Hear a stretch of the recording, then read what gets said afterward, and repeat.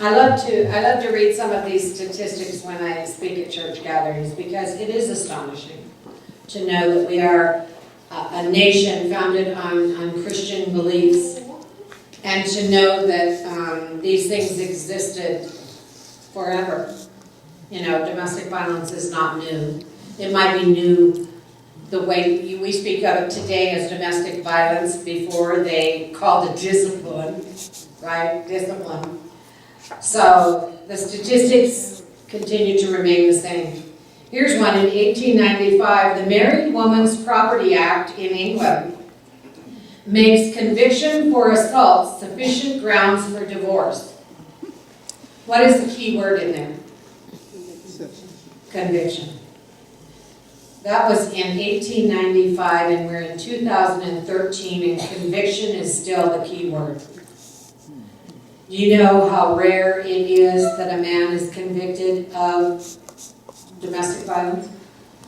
I say a man, pardon me, Pastor, because most generally it is the man that's the perpetrator. 99% of all those domestic violence today are female. The perpetrators are men, and only 1 to 2%. There's some question that it might be a little higher, that men are choosing not to report as women did. But even if they took it all the way to 5%, it's predominantly females who are being beaten. And in 1895, I told you the conviction was the key word, because even today, these men are rarely ever convicted. They show up in court, maybe they strangled her, even almost into unconsciousness. Beat her, broke her jaw, cut her lip, any number of horrible things. And they get arrested. Law enforcement comes to the house. They're arrested, they're taken in, they have a date to appear in court. They show up, and the judge says, well, I don't see anything else, any other convictions for you on domestic violence. Oh no, Your Honor, I have no convictions for domestic violence. Well, I'll tell you what I'm going to do. I'm going to send you to a diversion program, and you complete this 2-week diversion course, 6-week diversion course, whatever they vary from diversion course to diversion course. And we will remove this from your record, and we'll reduce your charges to disturbing the peace. I'm wondering whose peace, his or hers? You know, because nothing is peaceful for her. And so it leaves their record. And maybe there's 2 or 3 or 4 of those that happen, and each time they're allowed to take a diversion class. And each time it's dismissed from their record. Now this same woman who's been beaten over and over and over again, and oftentimes, more often than not, in front of the children.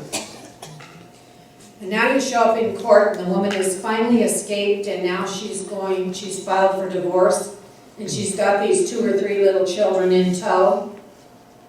And the court wants to fight for his right to have even visitation with these kids without supervision. And this is the same man that would beat a woman. I can promise you that the numbers, the percentage of men who beat their women that will oftentimes eventually beat their children or start right off beating their children is huge. So why wouldn't you want to have a little more precaution when you're allowing such even visitation?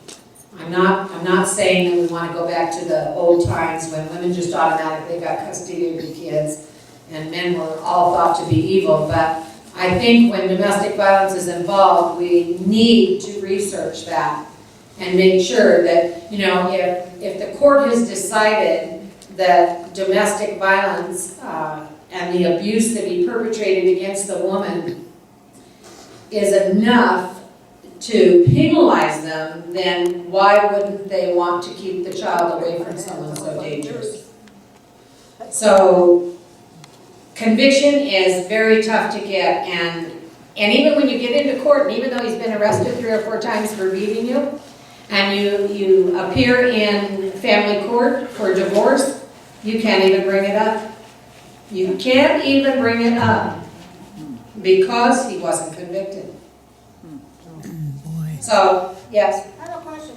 Are there any statistics, there are more and more women judges, that the outcome where there's a woman judge is either better for women or more balanced between men and women, or does it keep right on going? Well, you came to the right person to answer that. I'm here to tell you. And I didn't ask her to ask that. I didn't. I didn't even know that was going to come up because it was something I was going to talk about. We started seeing that very early on. The very first client we had came through DaZee's, and this young woman now works for us. And Kristen never minds me sharing her story to help other women and children. But this father of her children, every time Kristen would win a round in court, he would file another motion and take her back to court to the tune of 270 motions. She was in court almost more than she was out of court. When she wasn't in court, she was preparing to be in court, preparing her case. Never could she afford an attorney. She was representing herself probably 90% of the time. And those times she wasn't representing herself, we were helping her to pay for an attorney for maybe a short-term specific thing in court that she needed a higher range of expertise. Well, Kristen came to us about 6 to 9 months after she'd been our client and started complaining about some of the things that were going on in the courtroom. She had a female judge, and she didn't feel she was being treated with equality and with justice. And we said, well, we just couldn't believe that. It's the United States of America, and everything is fair and just, right? Wrong. And so we said, well, we're going to go into court, and we'll just see what's going on.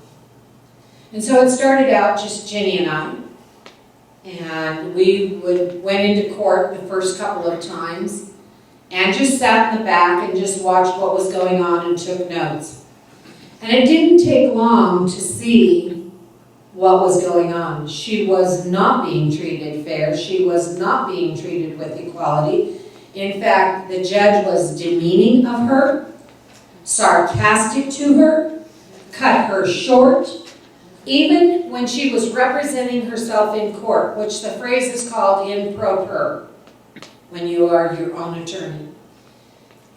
He had an attorney. And that's funny that he could afford an attorney, but he couldn't afford to pay child support. So he had an attorney, she did not. The judge treated his attorney with respect, would not treat our client with the same respect, even though temporarily, while representing herself, she was an attorney. While representing herself, she was not being given even the same respect and courtesy from the bench verbally that he was. So we started making notes on these things. And then we had another case while Kristen's case was still going on. And this person was complaining about some similar tactics. So we thought, well, let's go visit her case too. So we went and visited her case, and it was the same types of things.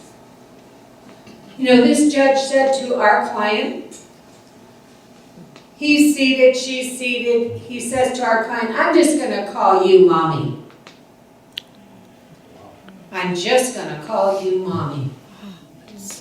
Not by her name, not with dignity, respect, not that Mommy's not dignified, it certainly is.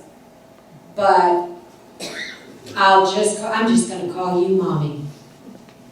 I wanted to tap Kristen on the shoulder and say, and you can tell him in the microphone you're just going to call him Black Robe. Because it's a lack of respect. So we started going into the second courtroom and we started seeing the same things. And then we started getting together and saying, you know what, let's make our presence known. Because when we go in and we're just, dressed like every day, that judge doesn't know what you're there for and why you're there. And one reason we went is we wanted to give these women some backup. We wanted to help build their confidence and make them more self-assured in the courtroom by knowing they had people there who were on their side. So sitting behind them served that purpose, as well of us taking notes and seeing how we could improve the performance of what's going on in the courtroom and the efficiency of what's going on in the courtroom. So we started dressing very professionally. We made these great big badges that say Courtroom Observer. We got us some white notebooks, very big. And every time the judge would speak, and we would go in holding our notebooks up and our badges so they could see, wow, here comes all these people, cloned, So we would sit very prominently in the row, first 2, then 4, then 6. I think we've had as many as 8 to 10 in the courtroom at one time on any one case. And the minute the judge began to speak, we began to write. And when the judge stopped talking, we'd put our notebooks down.